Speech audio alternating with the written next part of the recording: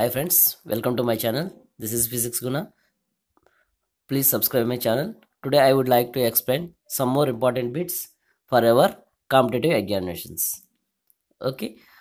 When a light ray travels from a rarer medium to the denser medium. ఒక కాంతి కిరణం విరళయానకం నుండి సాంద్రతయానకం నుండి ప్రయాణించినప్పుడు అది for example it is A interface of the rarer medium and also the denser medium. It is A rarer medium and it is A denser medium. Okay, this is the normal. This is the normal. The line drawn perpendicular to the surface, plane surface is called as a normal. Suppose if it is a incident ray, so whenever it is traveling from the rarer medium to the denser medium, it will travels towards the normal. That means option 2 is a correct answer. Because of the, according to the Fermat's principle, the light always chooses the least time and also the least distance to travel. Because of that one, the refraction is takes place. Okay, pick the correct answer from the following two statements. కింది రెండు వాక్యాల నుండి సరైన సమాధానాన్ని ఎంచుకోండి. Focal length of the lens depends on the surrounding medium. Yes, that is a true statement. And focal length of a lens changes with the object distance. So it is a wrong statement. Focal length అనేది కేవలం surrounding media, that means refractive index మీద మాత్రమే depend అయి ఉంటుంది. ఇంకా అక్కడ object distance మీద lens యొక్క ఫోకల్ లెంత్ అనేది అడ్జస్ట్ అవ్వదు కాబట్టి, so third bit 62 option is 3. That means only A is a true statement. And the size of the image formed by a convex lens. So for example, we have to take a convex lens. This is a principal axis and this is a convex lens. Okay, formed by a convex is same as that of the object when the object is placed. So అంటే ఇక్కడ మనల్ని అడిగింది ఏంటంటే, వస్తువుని ఏ స్థానం వద్ద ఉంచినప్పుడు ఒక కొంబాకార కటకం వస్తు పరిమాణానికి సమానమైన ప్రతిబింబ పరిమాణాన్ని ఇస్తుంది. అంటే ఏం కాదండి, ఇక్కడ ఆబ్జెక్ట్ డిస్టెన్స్ అనేది ఇమేజ్ డిస్టెన్స్కి ఈక్వల్ అవ్వాలన్నాడు. సో ఆబ్జెక్ట్ డిస్టెన్స్ ఇమేజ్ డిస్టెన్స్కి ఈక్వల్ అవ్వాలంటే ఇది ఆప్టిక్ సెంటర్ అనుకున్నట్లయితే, ఇది ఫోకల్ పాయింట్ అనుకున్నట్లయితే, so this is another side of the focal point. మనకు తెలుసండి, by convex lens or by concave లెన్స్కి 2 ఫోకల్ పాయింట్స్ ఉంటాయి, ఎందుకంటే 2 రేడియస్ ఆఫ్ కర్వేచర్స్ ఉంటాయి. సో సపోజ్ మనం ఈ రెండింటిని కనుక 2f1 2f2గా తీసుకున్నట్లయితే, ఓకే, డబుల్ ద ఫోకల్ లెంత్గా తీసుకున్నట్లయితే, for example if you are keeping the object here, the ray parallel to the principal axis, this is the principal axis ప్యారలల్గా వెళ్ళినట్లయితే, so after the refraction it will goes towards the through the focal point. And if you are taking another ray, so that means suppose if we are taking another ray, it is passing through the optic center and it reaches the point here. That means suppose if you are observe here, that means ఎక్కడ మనకి image formation జరుగుతుంది అంటే, వక్రతా కేంద్రం వద్ద ఈ యొక్క ప్రతిబింబం, sorry, yes, at the centre of the curvature. This is centre of the curvature. This is center, double the focal length is equals to the center of the curvature. That's why at the center of the curvature, మనం ఇక్కడ ఆబ్జెక్ట్ని పెట్టినప్పుడు ఎంత size అయితే ఉందో image distance కూడా, image యొక్క size కూడా అంతే ఉంటుందండి. Next, the lens which is thin at the middle on both sides of the thicker at the edges. So అంటే అంచుల వద్ద మందంగాను, నెక్స్ట్ మిడిల్లో థిక్గాను, మధ్యలో పలుచగాను అంటే థిన్గాను ఉన్నట్లయితే, సో ఇక్కడ రెండు సర్ఫేసెస్ కూడా ఇన్వర్డ్స్ ఉన్నాయి కాబట్టి దీన్ని ఏమంటామంటే మనం బై కాన్కేవ్ లెన్స్ అంటామండి. ఓకే, బై కాన్వెక్స్ లెన్స్ అంటే మనకి ఎలా ఉంటుందండి, సో ఈ విధంగా ఉన్నట్లయితే బై కాన్వెక్స్ లెన్స్ అంటాం. సో అంటే మధ్యలో థిక్గా ఉంటుంది, ఎడ్జెస్ అనేవి థిన్గా ఉంటాయి. నెక్స్ట్, ప్లేనో కాన్కేవ్ అంటే ఒక సైడ్ ప్లేన్ సర్ఫేస్, రెండో సైడ్ కాన్కేవ్ సర్ఫేస్ అంటే కర్వ్డ్ సర్ఫేస్ ఇన్వర్డ్స్ ఉంటాయి.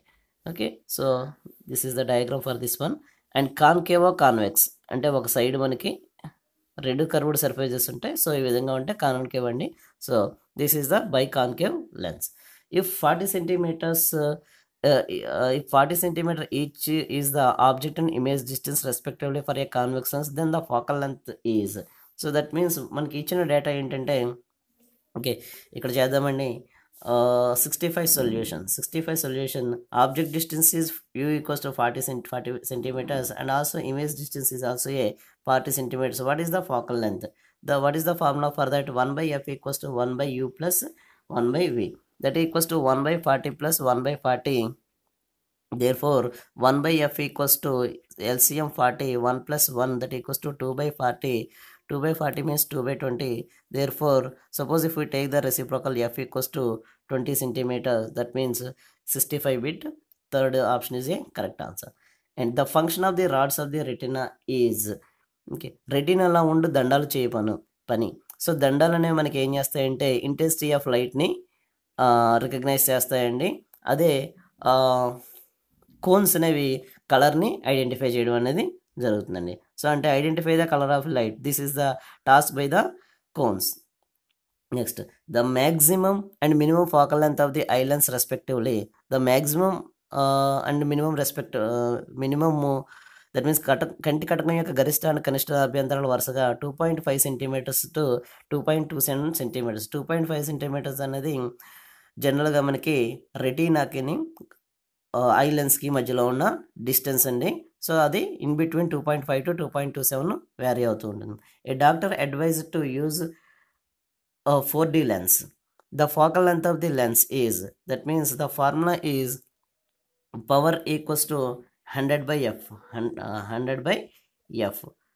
Okay, so therefore power given, how much given? 4 is given. 4 equals to 100 by f, that implies f equals to 100 by 4, that equals to 25 times cancel.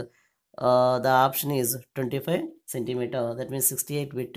First option is a correct option. With an increase in angle of incidence of light ray and on a prism, the angle of deviation. So ఒక పట్టకముపై కాంతికిరణం యొక్క పతన కోణం పెరిగిన కొద్దీ దాని యొక్క విచలన కోణం. So మనకి ఇక్కడ ఏమవుతుందంటే యాంగిల్ ఆఫ్ డీవియేషన్ అనేది ఇంక్రీజ్ చేసే కొద్దీ యాంగిల్ ఆఫ్ ఇన్సిడెన్స్ అనేది మనం ఇంక్రీజ్ చేసే కొద్దీ యాంగిల్ ఆఫ్ డీవియేషన్ అనేది ఇంక్రీజ్ అవుతూ తర్వాత మళ్ళీ ఏమవుతుందంటే డిక్రీజ్ అవ్వడం అని జరుగుతుంది. కాబట్టి so 69 bit option is third option. First అది ఏమవుతుందండి, యాంగిల్ ఆఫ్ డీవియేషన్ అనేది ఫస్ట్ డిక్రీజ్ అవుతుంది, తర్వాత మళ్ళీ మనకి స్పెక్ట్రమ్ కనుక చూసినట్లయితే ఆ స్పెక్ట్రమ్ అనేది బ్యాక్ అవడం అనేది జరుగుతుంది. దాన్ని మనం మినిమం డీవియేషన్గా చెప్పుకుంటామండి. First decreases and then increases. Next, the scientific work of a C V Raman is. C V Raman, he is the great scientist and also he was received a Nobel Prize. Because of that we are celebrating Science Day on every February 28. Why? Because he was explained about the scattering of the light. కాంతి అనేది ఏ విధంగా పరిక్షేపణం చెందుతుంది అంటే మనం స్కైలో different colours అనేవి observe చేస్తుంటాం different టైమ్స్లో. So అది దేనివల్ల జరుగుతుంది అన్నది కనిపెట్టినందుకు కానీ సివి రామన్కి నోబెల్ ప్రైజ్ కూడా ఇవ్వడం జరిగిందండి, మన Indian scientist. Okay, so that what among the following is responsible for an induced current in the coil? So తీగ చుట్టలో ప్రేరిత విద్యుత్ కారణం అయినది. So change of magnetic flux అనేది చేంజ్ అవుతూ ఉంటుందండి అక్కడ కాయిల్లోని. ఆటోమేటిక్గా అక్కడ ఏమవుతుందంటే మ్యాగ్నెటిక్ ఇండక్షన్ అనేది, that means magnetic flux through the coil వల్ల అక్కడ ఇండ్యూస్డ్ కరెంట్ అనేది ఈఎంఎఫ్ అనేది ఎగ్జిస్ట్ అవ్వడం అనేది జరుగుతుంది. Next, a particle of charge q and mass m is moving with a speed v perpendicular to the magnetic field of induction b. The radius of the circular path moving by the particle is.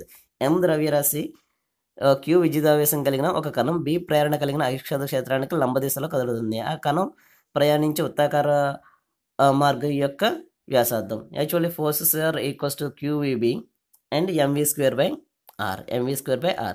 So v v cancel automatically. మనల్ని అడిగింది ఏంటంటే ఇక్కడ R అడిగాడు కాబట్టి R equals to m v by q b or b q. That means fourth option is correct option. And a coil has 200 tons. I am doing the solution here, 73 solution. Number of tons is n equals to 200. And if an increase of magnetic flux through 1 ton of a coil is, magnetic flux ని increase చేశారంటండి ఎంతంటే 0.001 webers increase చేశారండి. Time also given, time equals to 0.1 second. Then the maximum induced EMF, that means epsilon equals to how much? So the formula is epsilon equals to n into delta phi by delta t, that is n given 200 into 0.001 phi given, that is 0.001 changing, and also time is also given 0.1, that equals to 200 into, suppose if we write this one as a 1 point instead of 0.1, and there are three digits are there, because of that one zeros, and 0.1 1 for the 10 for the decimal, so the 0.1, and after there is 1 0, and here 1 0 0 0 0 0 0. So totally it is induced EMF is 2 volts. That means 73 bit. Second option is a correct option. And a metal ring is inserted through the soft iron cylinder which is wounded with a copper wire. Okay, when AC is supplied between the ends of the coil, then మెత్తని ఇనుముతో తయారు చేసిన ఒక స్తూపాకార దిమ్మకు రాగి తీగ చుట్టి లోహపు రింగును అమర్చారు. ఆ చుట్టూ చివరలను ఏకాంత విద్యుత్ ప్రవాహానికి కలిపితే సో అది ఏమవుతుంది అంటే అది లెవిటేట్ అవుతుందండి, అంటే గాలిలోని తేలడం అనేది జరుగుతుంది. కాబట్టి the metal ring is levitated on the coil. And tesla is the SI unit for. Tesla అనేది దేనికి సంబంధించింది? సో టెస్లా అనేది మ్యాగ్నెటిక్ ఇండక్షన్ అండి. మ్యాగ్నెటిక్ ఇండక్షన్ అంటే B equals to the magnetic flux per unit area is called as a magnetic induction. So magnetic ఫ్లక్స్కి units జనరల్గా మనం weber చెప్తామండి. వెబర్ బై ఏరియాకి units metre square. So weber by metre square అనేది సింపుల్గా మనం దేనికి చెప్తామంటే ఏమని చెప్తామంటే టెస్లాగా చెప్తాం. కాబట్టి అంటే టెస్లా అనేది దేనికి సంబంధించిన యూనిట్ అండి? మ్యాగ్నెటిక్ ఫ్లక్స్ డెన్సిటీకి అండి. సో మ్యాగ్నెటిక్ ఫ్లక్స్కి ఏమో వెబర్ అండి, మ్యాగ్నెటిక్ ఫ్లక్స్ డెన్సిటీకి ఏమో టెస్లా అండి. ఓకే, ఇండ్యూస్డ్ ఈఎంఎఫ్కి వోల్ట్స్ అండి. Next, which among the following substance has the highest specific heat? For example మనం కిరోసిన్ తీసుకున్నట్లయితే CGS యూనిట్స్లో చూసుకున్నట్లయితే CGS యూనిట్లో 0.50 అండి. మెర్కరీకి 0.033 అండి స్పెసిఫిక్ హీట్ అనేది. స్పెసిఫిక్ హీట్ అంటే the amount of heat energy supplied to the rise the 1 gram of substance to the 1 degree centigrade. అంటే 1 గ్రామ్ సబ్స్టెన్స్ ఉందండి మన దగ్గర, దాని యొక్క టెంపరేచర్ 1 డిగ్రీ సెంటిగ్రేడ్ రైజ్ చేయాలి. అలా రైజ్ చేయడానికి మనం ఎంత అమౌంట్ ఆఫ్ హీట్ ఎనర్జీ ఇస్తున్నామో దాన్నే స్పెసిఫిక్ హీట్గా చెప్పుకుంటాం. వాటర్కి తీసుకున్నట్లయితే దట్ మీన్స్ నీరుకి తీసుకున్నట్లయితే 1 అండి. అదే కాపర్ తీసుకున్నట్లయితే 0.095. ఇవన్నీ కూడా నేను CGSలో రాయడం జరిగిందండి. సో ఇక్కడ మనకి హయ్యెస్ట్ స్పెసిఫిక్ హీట్ అడిగాడు కాబట్టి, అధిక విశిష్టోష్ణం అడిగాడు కాబట్టి వాటర్కి ఎక్కువగా ఉంటుంది. అందుకే దీన్ని మనం రేడియేటర్లో కూలెంట్గా యూజ్ చేస్తుంటామండి. 77. The value of temperature of -25 degree centigrade in kelvin scale is. So సెంటిగ్రేడ్ని కెల్విన్ స్కేల్లో చెప్పమన్నాడు. మనకు ఫార్ములా ఏంటంటే C = K - 273. దట్ మీన్స్ కెల్విన్లో చెప్పమన్నాడు కాబట్టి K = C + 273. సో అంటే మనకి ఇక్కడ ఇచ్చింది ఏంటంటే 273 minus C how much given? -25 given. -25 given, that equals to 248 Kelvin. So 248 kelvin అంటాం కానీ డిగ్రీస్ కెల్విన్ అన్నామండి. ఫారెన్ హీట్కి డిగ్రీస్ సెంటిగ్రేడ్కి మాత్రం మనం డిగ్రీస్గా చెప్తాం, కెల్విన్ డైరెక్ట్గా 248 కెల్విన్గా చెప్తాం. The first bit option is 77 bit option is first one. And evaporation of A liquid takes place at the, evaporation అనేది ఎక్కడ జరుగుతుందంటే మనకి సర్ఫేస్ ఫినామినా అండి. It is a cooling process. Okay, upper layers మాత్రమే మనకి evaporate అవ్వడం అనేది జరుగుతుందండి. Okay, the angle of incidence of A light ray on a plane surface is 30 degrees. The angle of reflection is, so it's very simple and according to the law of reflection the angle of incidence should be equals to the angle of reflection. So మరి angle of incidence 30 degrees అయినప్పుడు reflection కూడా 30 కదండి అవుతుంది. So అంటే first option.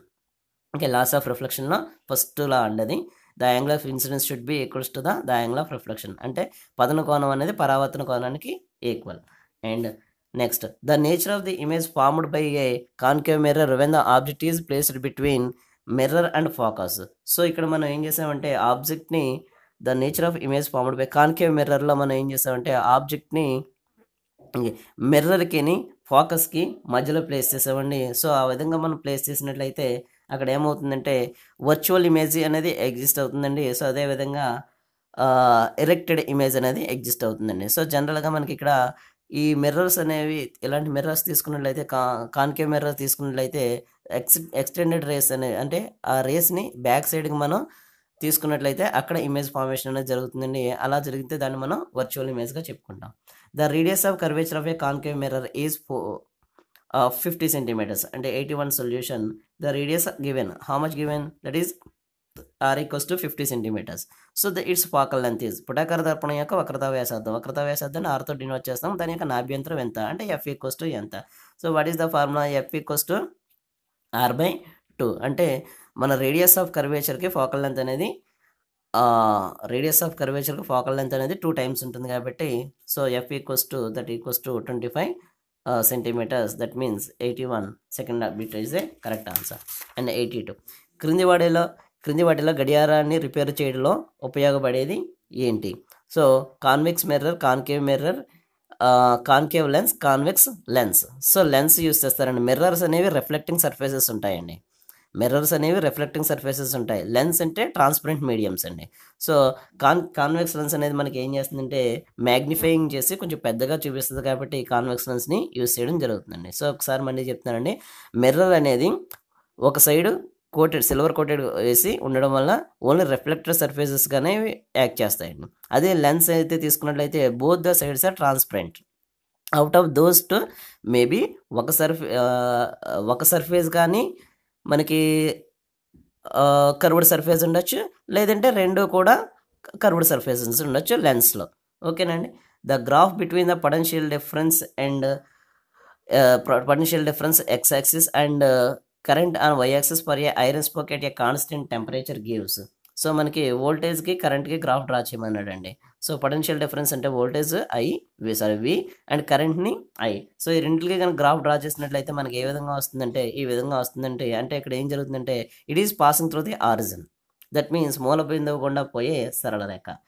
Next, resistance of a material depends on it. ఒక పదార్థం యొక్క విద్యుత్ నిరోధం అనేది దేనిపైన డిపెండ్ అయి ఉంటుంది. Okay, that is depends upon the actually మనకి resistance formula R equals to ρA by L అండి. ρA బై ఎల్ అంటే ఇక్కడ మనకి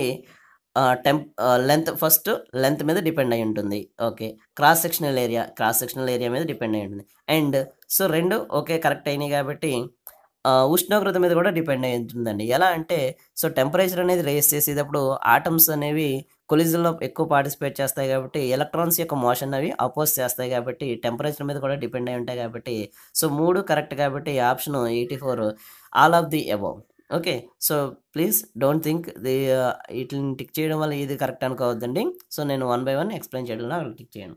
next, if A charge Q is moving against an electric force Fe through a distance of d between a terminals of a battery, then the EMF is, okay, that is equals to the FED by Q అండి.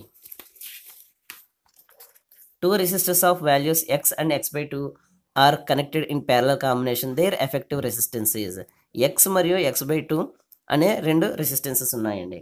అంటే 86 తీసుకున్నట్లయితే R1 equals to X అండి, R2 equals to X by 2. ఆ రెండింటిని ఎలా combine చేశారండి? ప్యారల్గా combine చేశారు. So ప్యారల్గా combine చేస్తే మనకు ఫార్ములా ఏంటంటే 1/R equivalence equals to 1/R1 plus 1/R2. So that means LCM R1 R2 అయినట్లయితే సో R2 ప్లస్ R1. మనకు కావాల్సింది ఏంటంటే ఇక్కడ R ఈక్వలెన్స్ కావాలి. R ఈక్వలెన్స్ సో అంటే రెసిప్రోకల్ చేసినట్లయితే R1 R2 by R2 plus R1. Okay, మరి R1 అంటే మనకి ఎంత ఇచ్చాడండి? ఎక్స్. R2 అంటే ఎంత ఇచ్చాడండి? X by 2. R2 plus R1 అంటే x plus x by 2. So చేసినట్లయితే మనం దీన్ని సింప్లిఫై చేసినట్లయితే పైన మనకి ఎక్స్ స్క్వేర్ వస్తుందండి, ఎక్స్ స్క్వేర్ బై 2 వస్తుంది. ఇక్కడేమో 2x plus x by 2 cancel. So therefore R equivalence equals to x square by 3x. X cancel అయితే ఎక్స్ బై 3 అండి. అంటే option 86 first option is correct. Okay, next, an electric bulb is marked with 40 watt 87 and 120 watts. It means that in 1 second it converts, అంటే ఒక విద్యుత్ bulb పై 40 watts మరియు 120 watts అనేసి రాసిందండి. So రాసింటే అది ఒక సెకండ్లో ఏం చేస్తుంది అంటే ఇది ఎనర్జీని ఏ విధంగా కన్వర్ట్ చేస్తుందంటే 40 joules of electrical energy is converted into the heat are light. ఆ విధంగా కన్వర్ట్ చేయడం అనేది జరుగుతుందండి. Next, the quantity which has a SI unit of A coulomb అనేది దేనికి సంబంధించిన ఎస్ఐ ప్రమాణం? ఓకే, ఎలక్ట్రిక్ కరెంట్కి యూనిట్స్ యాంపియర్ అండి. యాంపియర్ అనేది సైంటిస్ట్ నేమ్ కాబట్టి యూనిట్గా రాసినప్పుడు ఫస్ట్ లెటర్ అనేది స్మాల్ లెటర్ రాయాలి, సింబల్గా రాసినప్పుడు ఫస్ట్ లెటర్ క్యాపిటల్ రాయాలి. విద్యుత్ కెపాసిటర్ దీనికి ఫ్యారడ్స్ అన్ని యూనిట్స్. ఓకే, కెపాసిటెన్స్కి యూనిట్స్ ఫ్యారడ్. ఎలక్ట్రిక్ ఛార్జ్ విద్యుత్ ఆవేశంకి యూనిట్స్ కులూంబ్ అండి. ఓకే, అంటే ఈ ఆప్షన్ కరెక్ట్ అవుతుందండి, కులూంబ్. అండ్ ఎలక్ట్రిక్ పొటెన్షియల్కి డిఫరెన్స్ ఎలక్ట్రికల్ పొటెన్షియల్కి యూనిట్స్ వోల్టేజ్ అండి. Next, the refractive index of a material is 2, then the critical angle is. So solution I am doing here, that is 89. What is given for us? Refractive index given. అంటే refractive ఇండెక్స్ని జనరల్గా మనం మ్యూతో denote చేస్తాం, కొన్ని text బుక్లో ఎంతో కూడా denote చేస్తారండి. ఓకే, మనల్ని ఫైండ్ అవుట్ చేయమన్నది ఏంటంటే క్రిటికల్ యాంగిల్ ఎంత అంటే సి ఈక్వల్స్ టు ఎంత అన్నాడు. ఫార్ములా ఏంటంటే mu equals to 1/sin c. Okay, that implies sin c equals to 1/μ. c equals to sin inverse of 1/μ. Mu how much given for us? 2. That means sin inverse 1/2. Sin inverse 1/2. That means 89 bit option 2 is a correct answer. Next, 90th bit. The total internal reflection in diamond makes its sign. Okay, because the critical angle of diamond is, so angle of incidence is greater than the angle of incidence is greater than critical angle. So సంపూర్ణాంతర పరావర్తనం వల్ల వజ్రం ప్రకాశిస్తుంది, ఎందుకనగా వజ్రంలో సందిగ్ధ కోణం అనేది ఏ విధంగా ఉంటుందంటే తక్కువగా ఉండడం వల్ల టోటల్ ఇంటర్నల్ రిఫ్లెక్షన్లో పార్టిసిపేట్ చేయడం వల్ల బ్రిలియన్స్ అనేది మనకి ఎక్కువగా ఉండడం అనేది జరుగుతుంది. So these are the important bits. Okay, I hope you understood. Suppose if you have any comments, please leave them in my comment box. Thank you.